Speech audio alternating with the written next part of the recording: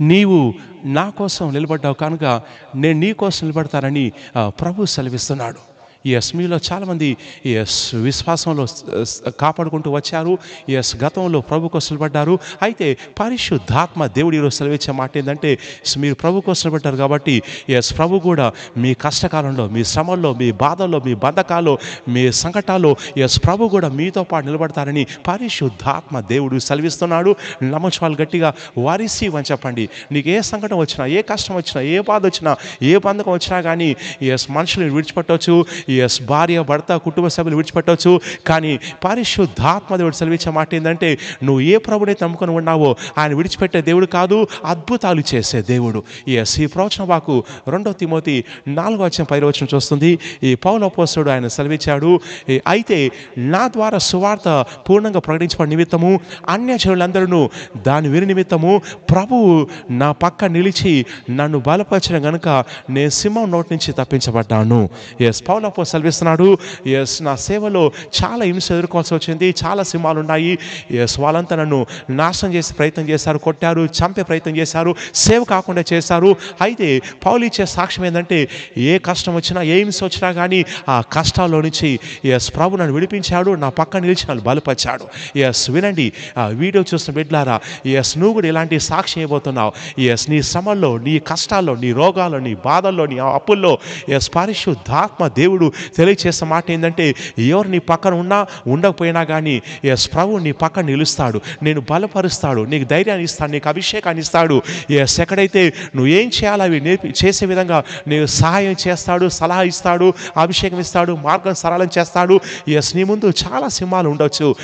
ఆర్థిక సింహాలు, అప్పుల సింహాలు, నష్టాల సింహాలు, అలాగే చేతబడి సింహాలు, నిద్రలేని సింహాలు, రోగాల సింహాలు, ఇలా సింహాలు చాలా సంఖ్యలో నీ ముందు ఉండొచ్చు. అయితే మీ అందరికి శుభార్త ఏంటంటే, ప్రభు మీ పక్క నిలబడి ఈ సింహాల నోట్లో నుంచి ఆయన మిమ్మల్ని తప్పించబోతున్నాడు.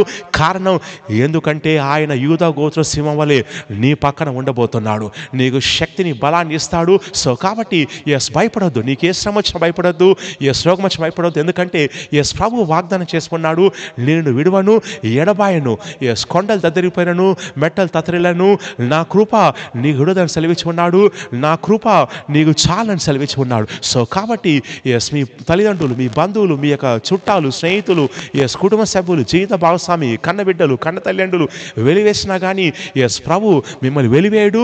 ఆయన నీ విశ్వాసాన్ని చూసి ఆయన సెలవిస్తున్న మాట ఏంటంటే, నా కోసం నిలబడ్డారు, నా నామాన్ని హెచ్చించారు, నా సువార్త చెప్పారు కాబట్టి ప్రభు సెలవిస్తున్న మాట, నేను కూడా నిన్ను హెచ్చిస్తాను, నీకు తోడుగా ఉంటాను, బలపరుస్తాను, శక్తినిస్తాను.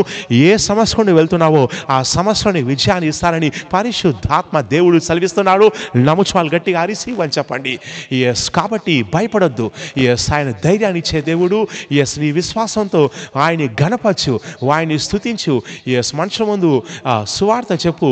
యేసుక్రీస్తు నా దేవుడు అని చెప్పి సిగ్గుపడకుండా ఆయన ఒప్పుకోండి. ఎవరి ముందైతే ప్రభుని ఒప్పుకొని ఆయన స్తుతిస్తారో వారి ముందే ప్రభు మిమ్మల్ని హెచ్చించబోతున్నాడు.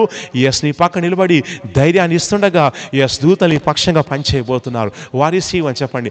మార్గాలను సరళం చేయబోతున్నారు. వారిసి అని చెప్పండి. ఎక్కడైతే పడిపోయి ఉన్నావో అక్కడ నీకు సహాయం రాబోతుంది. నమ్ముచాలు గట్టిగా అరిసి అని చెప్పండి. తండ్రి బిడ్డల మీదకి అభిషేకాన్ని రిలీజ్ చేస్తున్నాను. వారు సాక్ష్యంతో వద్దురుగాక యేసుక్రీస్తు నామంలో ప్రార్థిస్తున్నాం తండ్రి. ఆమేన్, ఆమేన్, ఆమేన్. God bless you. దయచేసి ఈ ఛానల్ని సబ్స్క్రైబ్ చేయండి. సో గంట బెల్ నొక్కండి. ఈ వీడియోను మీ స్నేహితులు, మీ బంధువులకు షేర్ చేయండి, లైక్ చేయండి, వైరల్ చేయండి. God bless you. See you next time.